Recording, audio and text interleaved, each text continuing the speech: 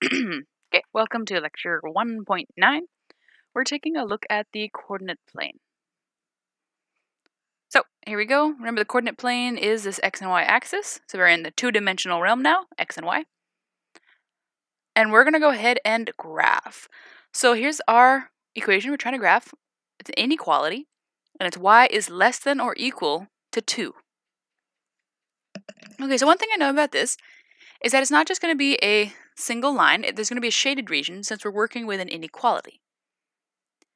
The other thing I know is that it's going to be a horizontal line because we have y equals a number. So our boundary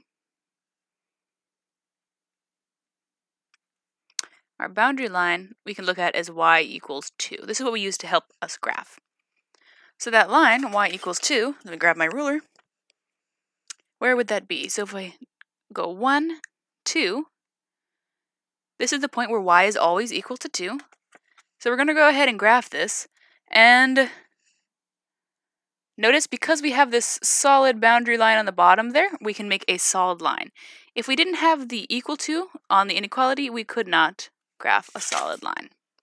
We'd have to use a dotted line. Okay, so there we go. That's the boundary. Y is equal to 2. So now we have to figure out the rest of it, the less than 2. So for what values is less than 2? Let's see, a value up here, 4, is that less than 2? No. Okay, so that's the test point we picked for this top value. Any point above here would be greater than 2. So that's not what we want. Any value down here, for example, -1, that is less than 2. So this region is the region for values less than 2. And we'll go ahead and shade in that region. If you want to use the flat side of your pencil or something, you can go ahead and shade that in. If not, the shade marking works perfectly well for me.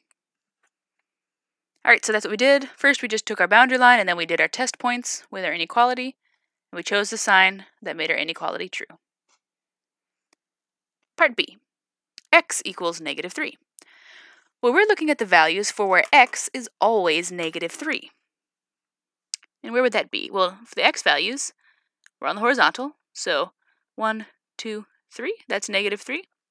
So all these values here is where x is always equal to -3.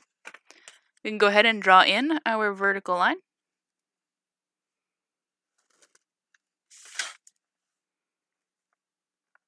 And there we go, x equals -3. Now, do we have to use a test point and check with our inequality here? Nope, it's just an equal sign. So it's strictly these values. We're not going to be shading any of the sides. We do the shading when we're working with an inequality.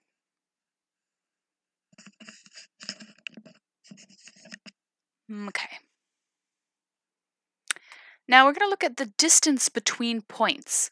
So for example, what would that be? Well, if I just quickly made something on here, this point to this point, if I wanted to find out the distance between these 2 points, I can use this formula. If I want to figure out the distance between this point A and that point B, I use their coordinates and I plug it in to this formula.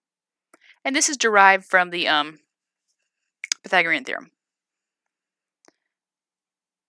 Okay, here we go. Example 2. Which point is closer to the origin? P or Q? Well, if I want to figure out which point is closer to the origin, I just need to know how far away they are from the origin, which means the distance they are from the origin. And whichever one has the shorter distance, that means they're closer. So I'm going to figure out the distance from the origin to point P and compare that to the distance from the origin and Q. Okay, so let's see. That's going to equal the square root of, and I'm going to go just draw this line down there. Let's label our values. So this would be x1, and that'll be my x2. Okay, so let me just use a erasable pen. So x1, x2, y1, and y2. And let's plug those in to our formula. So take your x2 value, which we said was 2, and subtract from it my x1 value, which is 0. And then square it. Okay, pause the video, see if you can go ahead and plug in the y values. All right, continuing. y2 is -1. Subtract from that y1, which is 0, and square. Let's go ahead and simplify. Inside the squared values, 2 minus 0 is 2 squared, plus -1 minus 0, -1 squared. Simplifying further, 2 squared is 4, plus -1 squared, 1. That's going to equal the square root of 5. All right, so the distance from the origin to P is square root 5 units, whatever the units are. Go ahead and see if you can figure out the distance from origin to Q. Okay, I'm going to go ahead and change my numbers here. It doesn't matter which one you decide is the y1 or y2. Your answers will come out being the same, as long as if you label these values the sub 1s, this is the x sub 1, and this is the y sub 1. Don't mix match the sub 1s. Okay. Think of a married couple, they all have the same, or normally you go with the same last name. Okay, so for example, Q has the sub 2s, and P has the sub 1s. Q would not have a sub 1 and a sub 2. Okay, so make sure you label it where all the coordinates from this point are sub 2s. Alrighty, let's see, plugging in my values. 0 minus 2 squared plus -3 minus 1. Ooh, minus -1. Oops, squared. Gotta remember that parentheses there. When you're playing with negatives, things can get messy. Alright, -2 squared plus 3, it's going to be -2 again squared. Yep, equals the square roots of 4 plus 4, which is going to equal square root of 8. Okay, we can pause and look at these first. Which number is going to be the bigger distance? Well, the square root of 8 is a larger number than the square root of 5. You can check that in the calculator if you want to. So that means that the point that is closer to the origin is going to be P. So my answer, P is closer to the origin.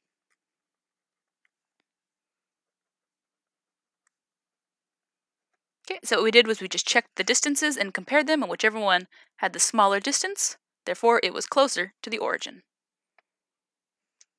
Chugging along. Okay. Midpoint between points. What does that mean? Well, so for example, if I have, let me go back to my previous example, the points A, B. The midpoint is going to be the value that is equidistant, or exactly in the middle, between the points A and B.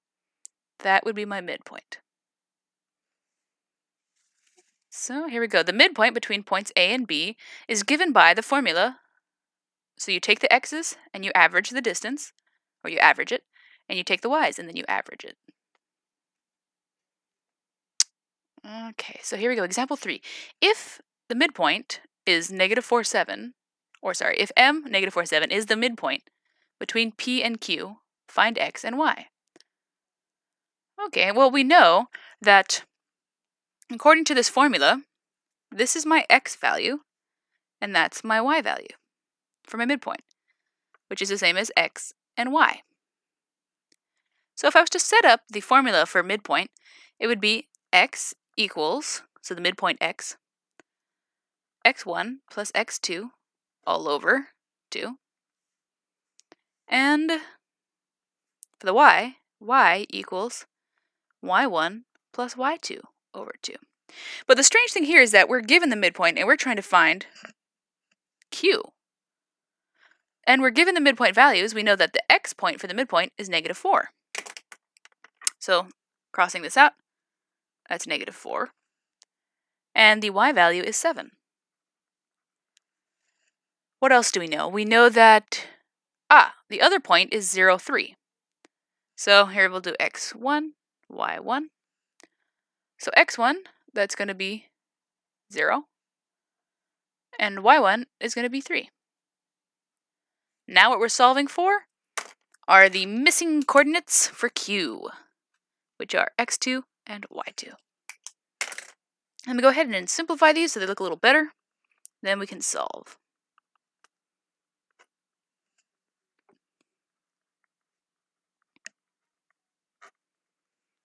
All right, so solving this equation, I'm going to multiply both sides by 2. And when I do that, I'll get rid of that 0. So multiplying both sides by 2 to cancel out the 2. I am left with negative 8 equals x squared. Okay, we found the x squared value. So we know for q, the x value is negative 8. What's the y value? Well, so same idea here. I'm going to go ahead and get rid of that 2 by multiplying both sides by 2. The 2's cancel. We have 2 times 7, which is going to be 14, equals 3 plus y squared. Y squared is almost by itself. Let's just minus the 3 from both sides. And we have, sorry, I keep switching pens here. 9 equals y squared. All right, there we go. Not y squared, sorry, y sub 2. I think I've been saying that wrong. And there we go. There's my point, q, negative 8, 9. So this is interesting. We had to work backwards. Instead of finding the midpoint, we were given the midpoint, and we had to find one of the missing end points. Kind of fun. All right, and go ahead and box my answer.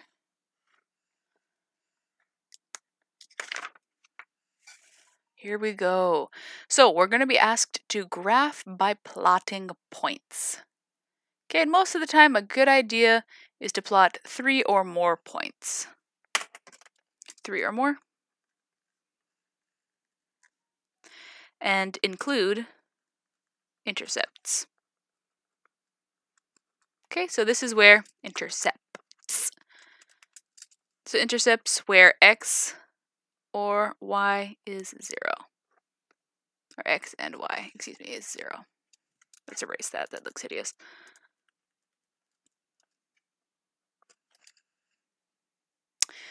Okay, so here we go. Let's take a look at this one. Let's see. What kind of an equation is that? What would you call it? That's linear. How do we know that? Because the x is to the power of 1 and the y is to the power of 1. So this is linear. I know that means it's going to be one of those little, it's a line.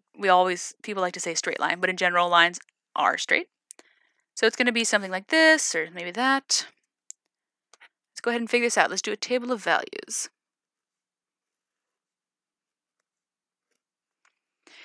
So in general, I like to pick 0 for x and solve, and then 0 for y and solve. Those are the first ones I like to pick. Okay, so if I pick 0 for x, that's going to be 2 times 0 minus 5. We're going to solve for y. So that's going to go to 0, so negative 5 equals y. There's my first point. 0, negative 5. 0, negative 5. 1, 2, 3, 4, 5. And the next point. This time we chose y was 0. So we'll do 2 times x minus 5 equals, and plugging in 0. So solving for x, subtract that, or add that 5 to both sides.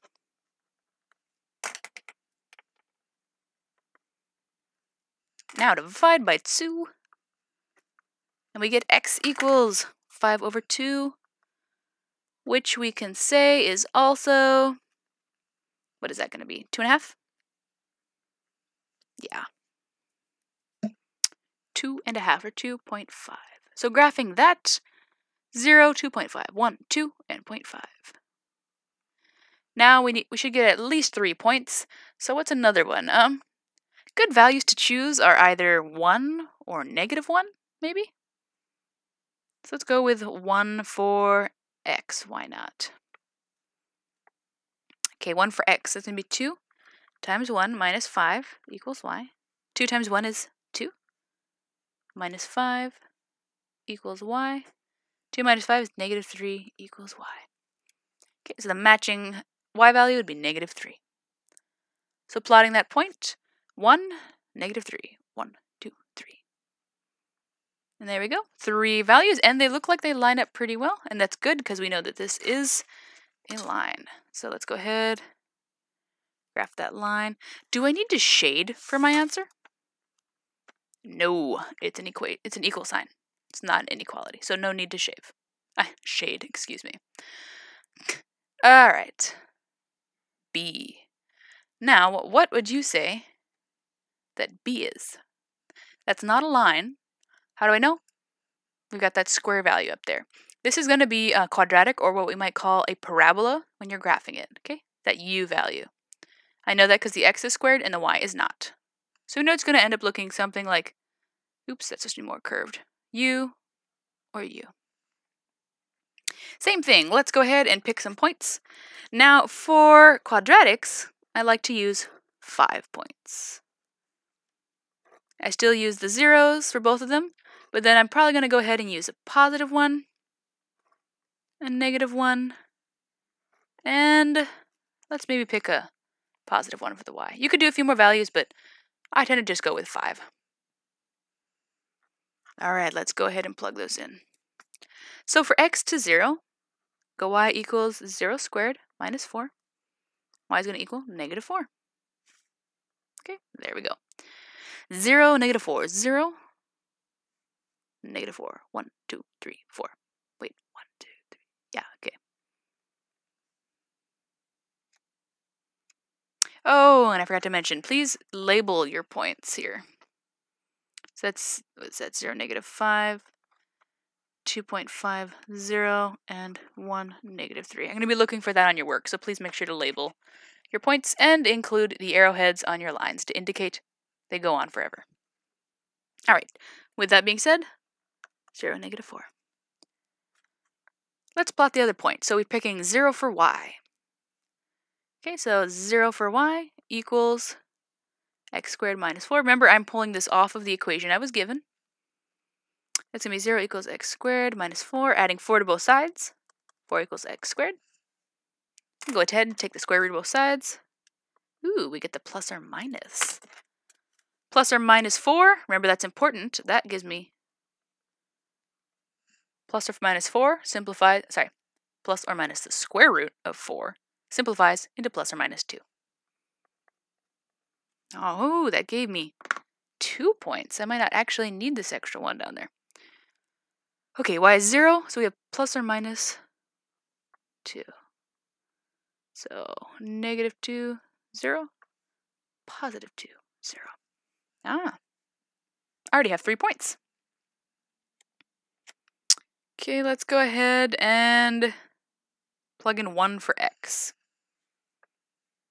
I should have spaced this off. So y equals 1 squared minus 4. Y equals 1 minus 4. Y equals negative 3. Okay, so 1, negative 3. 1, negative 3. 1, 2, 3. And we only need one more point to make the 5. So I'm going to go ahead and take that value off the chart. And let's go ahead and find one more point, plugging in negative 1 for x. So when we do that, we have y equals negative 1 squared minus 4. Y equals 1 minus 4. Oh, y equals negative 3. Look what happened. I just got the exact same point. Interesting. Well, not the exact same point, sorry. Exact same y value. The point negative 1, 3 is the mirror of this point. 1, 2, 3. That's what happens with parabolas. You tend to get the points that mirror each other. See, these two are mirroring each other? If you were to think of folding along the line here, they mirror. And that mirrors along what we call the line of symmetry. Hopefully that was something that you learned a little while back. If not, it's a good reminder now. Okay. So I have my 5 points for my parabola. I know the basic shape of a parabola, so I'm going to go ahead and draw in. There's my arrowhead. Remember to make that nice little curve there. The parabolas have that little curve. And there we go. Oops, forgot to label this point. All right, all things are labeled, arrowheads everywhere. Check, check, check. Awesome. And here we go. Let's take a look at C. Now, what kind of an equation would you call this one? Well, it's a little more noticeable. It's got the absolute value symbols. So I know it's going to be one of those absolute value equations, which tends to have a sharp point at the bottom. Looks like a V. That's how it differs from a parabola. A parabola has a nice curved section going on there. Absolute values have a point. Okay, same thing though. Let's do table of values.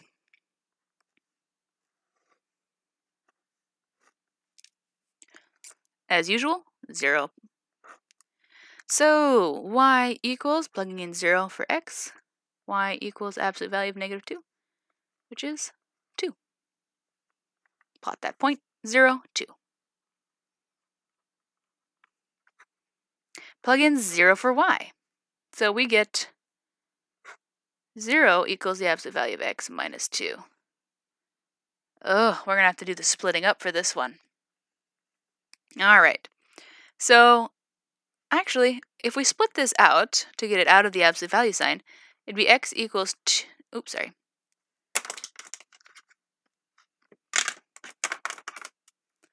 x minus 2 equals 0.